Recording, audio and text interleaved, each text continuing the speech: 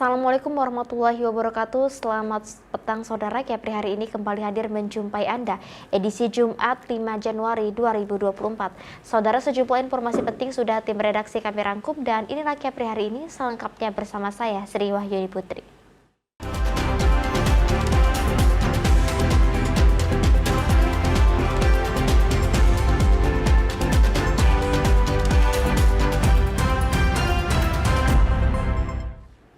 Baik saudara, kita awali dengan informasi yang pertama. Dua rumah di Kecamatan Bintan Timur ambruk akibat tanah longsor yang terjadi di bagian belakang rumah warga. Akibat terjadi di Kelurahan Gunung Lengkuas, Kabupaten Bintan. Hujan deras yang terjadi sejak malam membuat dua unit rumah di Kelurahan Gunung Lengkuas, Bintan Timur ambruk akibat bagian belakang rumahnya longsor. Kedua rumah itu diantaranya yakni milik Jamaluddin di Kampung Mawar, kilometer 20, dan milik Misnawati di Kampung Teratai, kilometer 17, Kelurahan Gunung Lengkuas, Kabupaten Bintan. Kedua rumah yang ambruk yakni di bagian dapur dan juga kamar mandi. Menurut pemilik rumah di Kampung Mawar, Jamaluddin mengatakan kejadian yang terjadi cukup singkat, beruntung tidak ada korban jiwa yang terjadi. Sementara waktu lainnya di Kampung Teratai kilometer 17, Misnawati mengatakan kejadian terjadi pada pukul 1 siang. Saat itu dirinya baru saja keluar dari toilet, beruntung dirinya selamat dan dapur serta toilet rumahnya ambruk. Kayaknya nggak ada tanda-tandanya itu ini aja, jadi kami kan di kamar kami itu mau buang air besar nggak jadi. Saya masuk lagi kayaknya ada firasat yang inilah, saya masuk lagi jarak 3 menit aja saya baring lagi, itu langsung jatuhnya tuh langsung sempat sekaligus kuat gitu, jadi nggak ada tanda-tanda yang mungkin karena airnya menguap kan. Akibat kejadian ini, menurut Sekretaris BPBD Bintan Agus Aryadi mengatakan pihak BPBD akan melakukan perhitungan kerugian yang terjadi serta memberikan bantuan berupa logistik kepada korban. Tepatnya di Bintan Timur itu ada dua rumah yang sudah kami tinjau. Satu di kilometer 20 dapurnya roboh dan satu di kilometer 17 Bapak selamat yang dapur dan kamar mandinya rusak dan roboh.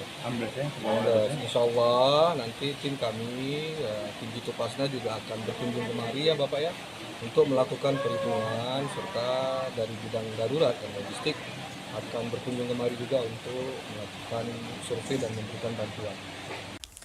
Hujan deras disertai pasang laut yang tinggi membuat beberapa wilayah yang berada di Kabupaten Bintan terendam banjir.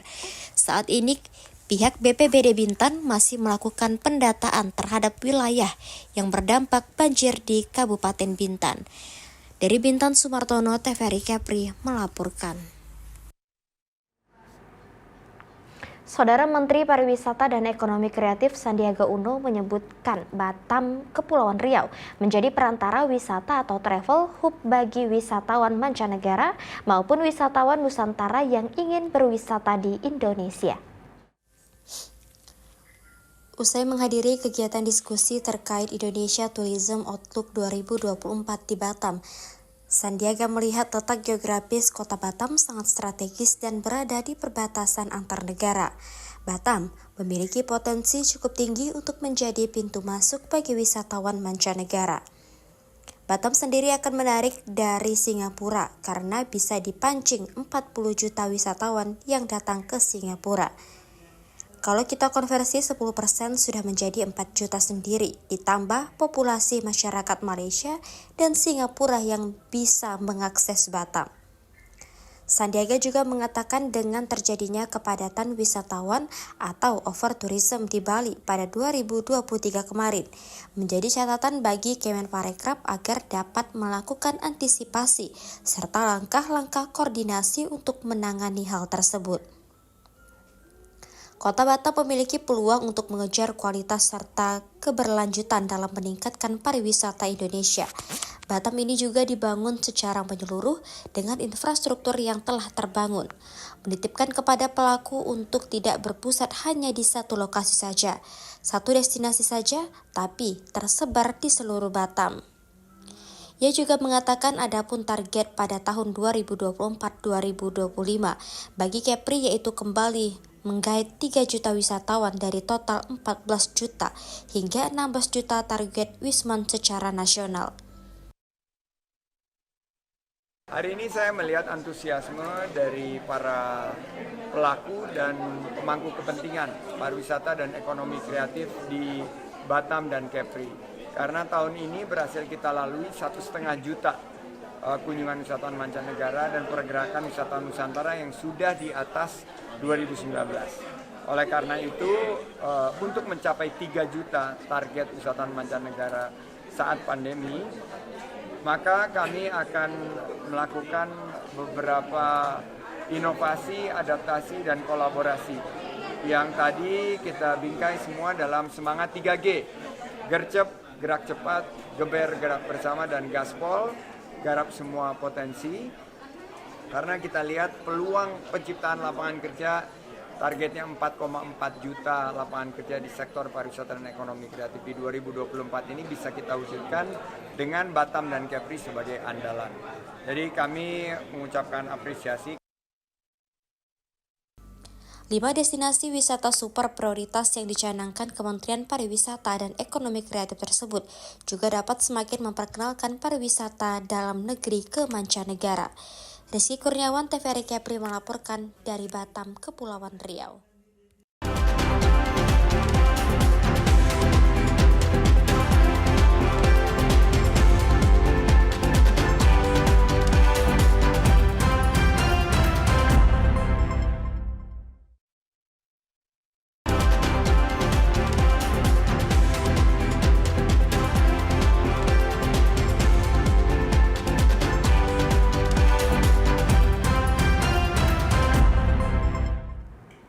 Baik saudara, terima kasih Anda masih bersama kami di Kepri hari ini.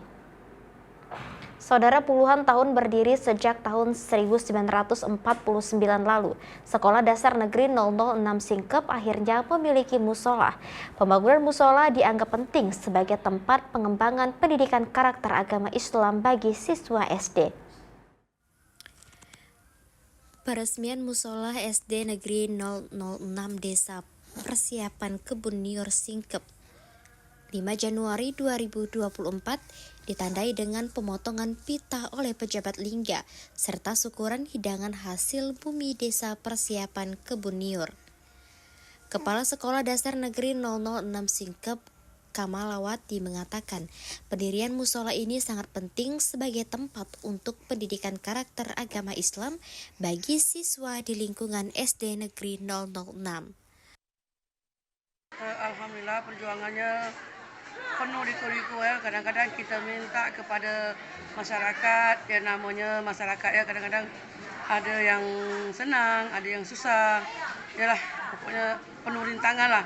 Jadi kami punya solusi, kami meminta sumbangan ke masyarakat luar, seperti di kota-kota luar, dengan terutama keluarga yang banyak membantu pendirian musola ini, dan juga ulama desa, perangkat desa, dan aparatur negara juga banyak yang membantu, tapi tidak sebanding dengan apa yang telah kami usahakan beserta majelis guru. Karena pendidikan agama itu sangat penting, apalagi di zaman sekarang kita lihat anak-anak ini kurang ya dengan pendidikan agama. Kalau bukan kami di sekolah yang menggerakkan, mungkin di luar tidak akan digerakkan. Puluhan tahun sejak berdiri SD Negeri 006 Singkep pada tahun 1949, setiap praktek belajar agama Islam dilakukan di masjid terdekat yang berjarak 15 menit. Jarak masjid membuat belajar terganggu dengan keterbatasan waktu. Dari Lingga, Paino, TVRI Kepri melaporkan. Saudara, pemerintah Provinsi Kepulauan Riau memberikan kontrak baru kepada 637 orang dengan menandatangani surat perjanjian kerja atau pegawai pendidik dan tenaga pendidikan honor non-aparatur sipil negara tahun 2024. kegiatan yang diselenggarakan di Aula Wan Sri Beni Dompa. Dalam kegiatan tersebut, Gubernur Ansar Ahmad mengatakan adanya peningkatan tunjangan kepala sekolah, ASN guru, serta PTK non-ASN sebesar Rp100.000. Tahun 2024 sekarang ASN guru dan PTK non-ASN kita tambah intensifnya sebesar Rp100.000.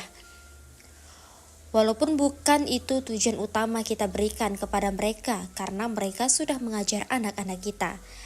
Ansar Ahmad juga mengatakan nantinya PPK, guru, dan tenaga kesehatan menjadi prioritas mengikuti seleksi ASN secara bertahap. Sementara itu, Kepala Dinas Pendidikan Kepulauan Riau Andi Agung juga mengatakan dari 2.453 PTK non-ASN, 637 diantaranya menandatangani kontrak baru. Untuk hari ini ada 2 kabupaten kota, Tanjung Pinang dan Bintan, masing-masing jumlahnya Tanjung Pinang 398 orang dan Bintan 237 orang. Kepala Dinas Pendidikan juga menambahkan setelah melakukan penandatanganan, PTK non-ASN tersebut langsung mendapat tambahan intensif sebesar Rp100.000. Kepala Dinas Pendidikan Provinsi Kepulauan Riau berharap intensif langsung diterima, jangan sampai ada yang terlambat menerima intensif seperti tahun sebelumnya. Dari Tanjung Pinang, Abdul dan Anggi TVRI melaporkan. Saudara, surat suara pada Pesta Demokrasi tahun 2024 di Kabupaten Karimun sudah mulai dilakukan pelipatan. Pelipatan surat suara itu terlihat melibatkan ratusan masyarakat setempat. Hal tersebut juga tak luput dijaga ketat oleh pihak kepolisian. Ratusan masyarakat Kabupaten Karimun melakukan pelipatan surat suara untuk Pesta Demokrasi pada pemilu 2024 yang akan dilaksanakan pada bulan Februari mendatang. Pelipatan surat suara tersebut dilakukan di gudang logistik milik Komisi Pemilihan Umum atau KPU Karimun yang beralamat di Jalan Pertambangan Karimun. Pada saat proses pelipatan surat suara yang dilakukan, terlihat sejumlah aparat pihak kepolisian melakukan penjagaan di gudang logistik tersebut. Lalu masyarakat yang melakukan pelipatan surat suara juga harus melakukan proses pemeriksaan agar terhindar adanya hal-hal yang dapat merugikan. Ketua Komisi Pemilihan Umum Kabupaten Karimun Mardanus mengatakan surat suara yang akan dilipat hampir mencapai 1 juta lembar, yang mana dari surat DPD dan DPR dari tingkat daerah hingga pusat, dan juga Presiden serta Wakil Presiden Republik Indonesia. Mardanus juga menyebutkan bahwa proses pelipatan surat suara ditargetkan akan rampung dalam 8 hari ke depan. Sekarang kita gunakan tenaga yang kita rekrut untuk hari ini adalah 151 orang. Nah, bekerja kalau hari berikutnya mulai jam 8 sampai jam 4 sore dengan ada isomanya dari jam 12 sampai jam 1. Nah, kalau kepentingan yang lain, orang itu boleh melaksanakan dulu melapor kepada petugas atau pengawas yang ada. Ada berapa ribu Pak yang surat suara yang dilipat Pak? Ada jumlah surat suara DPT tambah 2% dari jumlah setiap surat suara 195.631. Berarti 5 kali 195.631 lebih kurang hampir 1 jutaan surat suara yang dilipat oleh tenaga kerja kita di sini. Ketua KPU Karimun juga menjelaskan untuk masyarakat yang melakukan pelipatan surat suara ini sebelumnya sudah mendaftar terlebih dahulu dan diseleksi yang mana masyarakat yang terlibat dalam suatu partai atau tim sukses tidak dibenarkan untuk menjadi peserta dalam proses pelipatan surat suara tersebut. Dari Karimun, Kepulauan Riau, Putri Permatasari TVRI Kepri melaporkan. Saudara, sebuah tembok pembatas sungai di Kampung Baru, Desa Batu Berdaun, roboh diterjang kuatnya arus sungai Kampung Baru. Kondisi ini membuat satu buah rumah terancam roboh akibat pinggisan tanah oleh arus air sungai.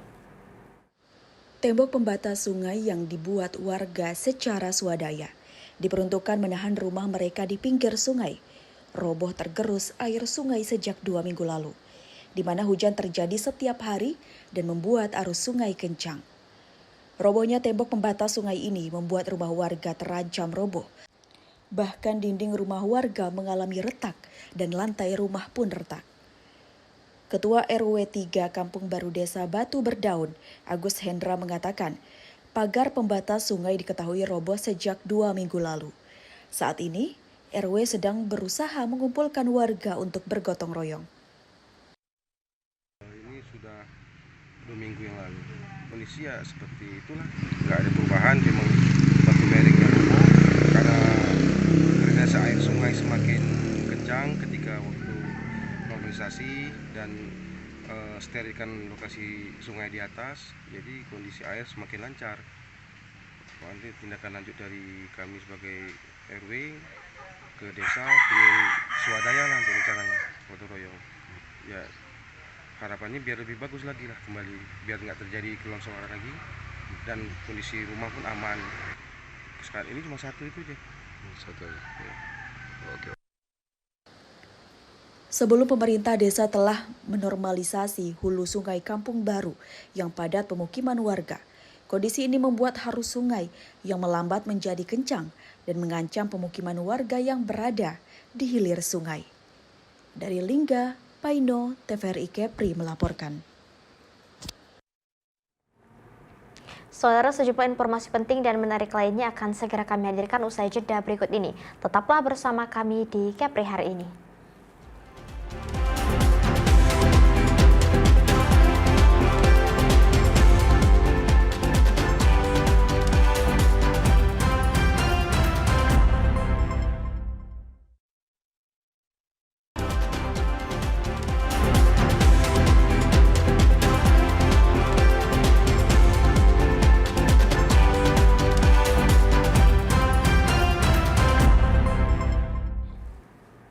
Baik, saudara, terima kasih Anda telah bersama kami di Kepri hari ini.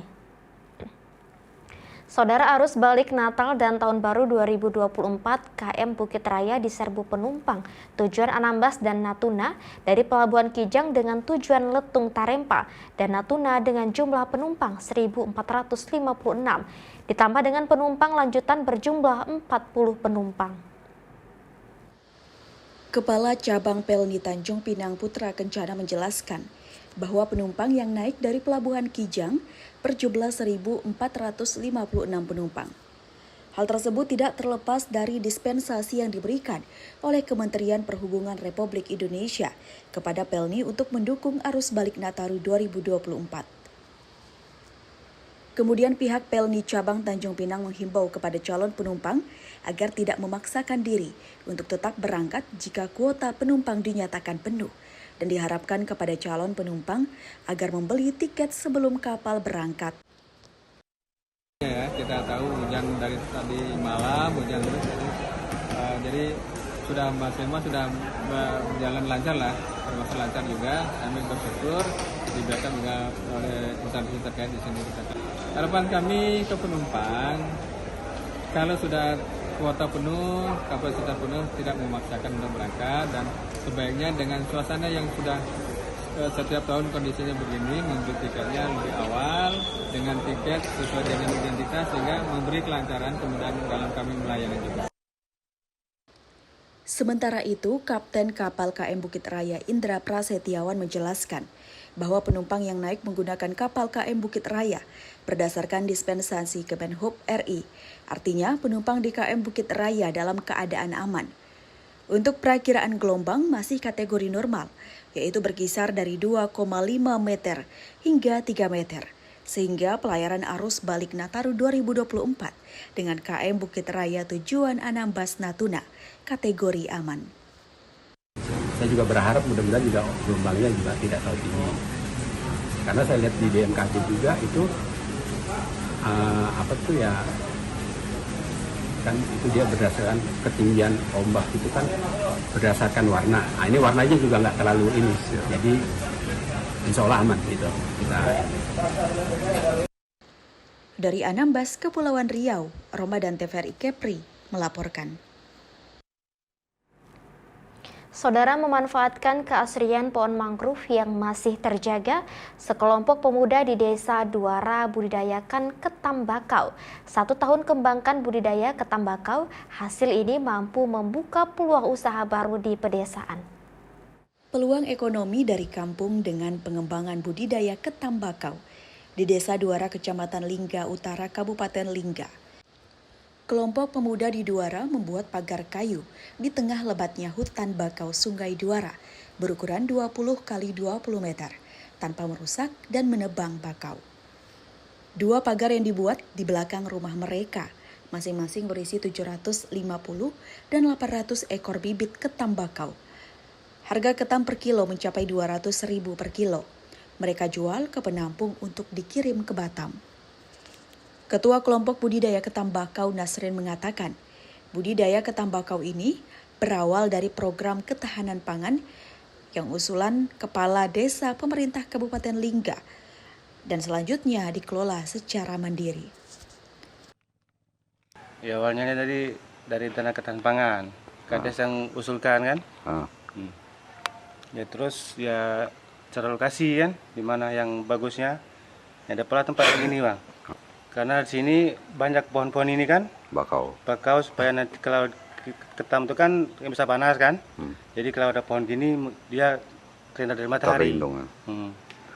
Ya kalau pakai kotak tuh ya kemungkinan nggak tahan lah kan, tapi kalau seperti ini kan dia kan bisa bermain di dalamnya, ini kan di bakau, di lumpur gitu kan. 1 tahun 1 kali lah kalau 1 tahun itu. 1 kali. Ukuran berapa? Itu kalau 1 tahun ukuran 8 on, 7 on, 5 on, tergantung dihidup lah. Karena kan dia mati juga kan. Bibitnya dapat dari orang-orang kampung lah yang jual-jual ke penampung itu. Kades yang beli. Tadi tabur ukuran 1 on lebih lah. Kalau 1 on lebih itu ya paling 1 tahun lah paling lama. 6-7 bulan lah, bisa juga dipanen. Ukuran berapa tuh? Tapi kalau dalam 7 bulan tuh ukuran 5 on, 6 on lah gitu. Itu dijual di Batam lah, di penampung. Itu tergantung ukuran onnya bang. Kalau 5 on 100 lebih, kalau mencapai 1 kilo 200 lebih. Oke. Kemarin mungkin baru kan percobaannya, mungkin sekitar 100 kilo. 100 kilo. 100 kilo. Tahun pertama budidaya ketam bakau dengan memanfaatkan alam berhasil panen mencapai 100 kg.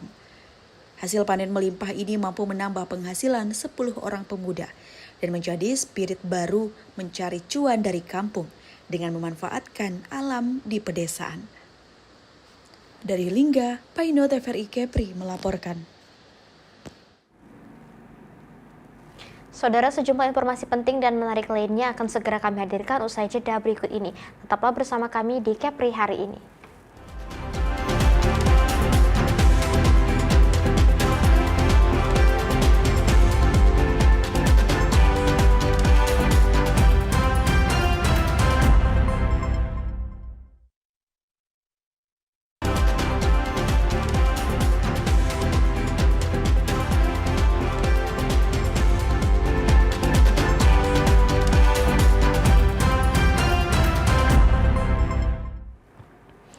Baik saudara, terima kasih Anda masih bersama kami di Kepri hari ini. Saudara, puncak arus penumpang libur Natal dan Tahun Baru Rabu 3 Januari 2024 di Pelabuhan Jago Singkep Barat untuk keberangkatan dari Lingga terpantau mulai normal. Kepadatan penumpang mulai berkurang sejak liburan usai. Aktivitas penumpang di Pelabuhan Jago Singkep Barat sejak tanggal 22 Desember 2023 hingga 3 Januari 2024 untuk keberangkatan mencapai 6.000 lebih. Sementara penumpang yang datang ke Lingga mencapai 4.000 lebih. Pelabuhan Jago merupakan pelabuhan terpadat di Lingga. Tim pengamanan dari polisi, TNI, Satpol PP, dan Syah Bandar rutin melakukan patroli dan pengawasan ketat demi menciptakan kenyamanan. Kapol Pos Pelabuhan Jago Singkep Barat, Bribtu Dedi Marzuki mengatakan, kepadatan penumpang terjadi di tanggal 23 dan 23 Desember dan tanggal 30 hingga 31 Desember jelang Natal dan Tahun Baru. Dari tanggal 22 sampai tanggal 3 untuk penumpang di tanggal 23 sampai 25 penumpangnya menggeludak. Cuma sampai saat ini situasi tetap aman. Untuk penumpang yang datang sekitar 4.000 lebih, untuk yang berangkat sekitar 6.000 lebih. Nah, kami pun ada datanya Pak, penumpang feri, Roro, semua kami data Pak. Oke. Ya Pak, kami sebagai anggota Polri menjaga keamanan di sini Pak. Ya bersama tim, ada anggota pos PAM di Pelabuhan Jago Pak, diperbantukan dari Polres untuk mengamankan pelabuhan Pak. Pengamanannya ya salah satunya Pak, menertibkan penumpang, menjaga barang-barang penumpang, mengecek penumpang, dan mengimbau lah kepada penumpang agar hati-hati menjaga barang. Dan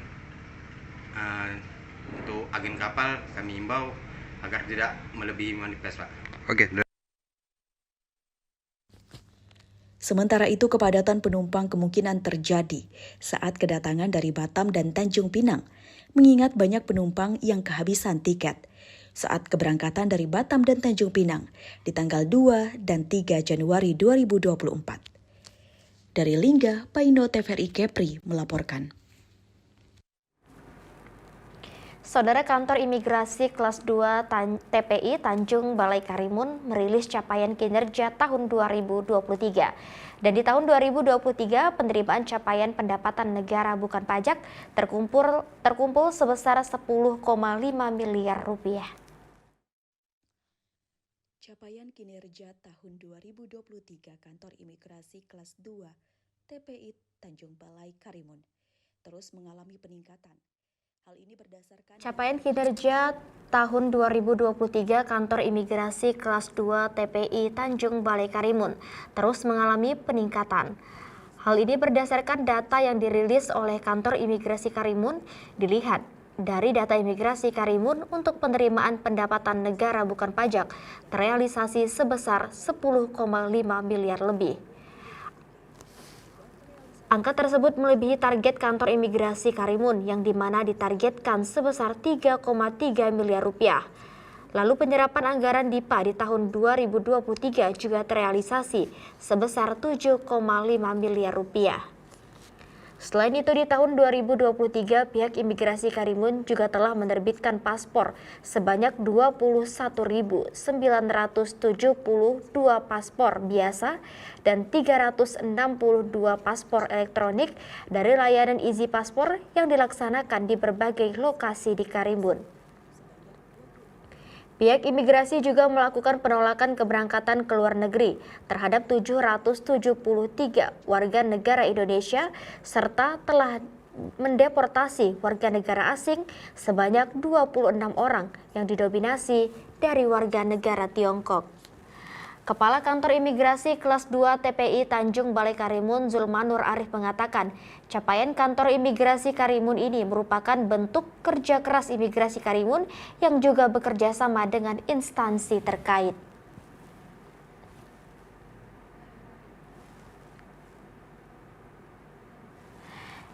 Selain merilis berbagai capaian kinerja Kantor Imigrasi Karimun, ternyata Imigrasi Karimun juga menerima berbagai penghargaan berkat memberikan pelayanan yang baik untuk masyarakat di wilayah kerjanya. Dari Karimun, Kepulauan Riau, Putri Permatasari, TVRI Kepri melaporkan.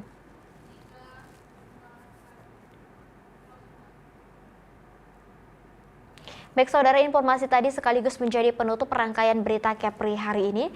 Rangkaian program TVRI Kepri setiap harinya dapat Anda saksikan di akun YouTube, Facebook, dan Instagram TVRI Kepri. Jangan lupa like, komen, dan subscribe. Saudara, mewakili seluruh kerabat kerja yang bertugas, saya Sri Wahyuni Putri mohon pamit undur diri. Terima kasih Anda telah bersama kami TVRI Media, Pemersatu Bangsa. Wassalamualaikum warahmatullahi wabarakatuh. Selamat petang dan sampai jumpa.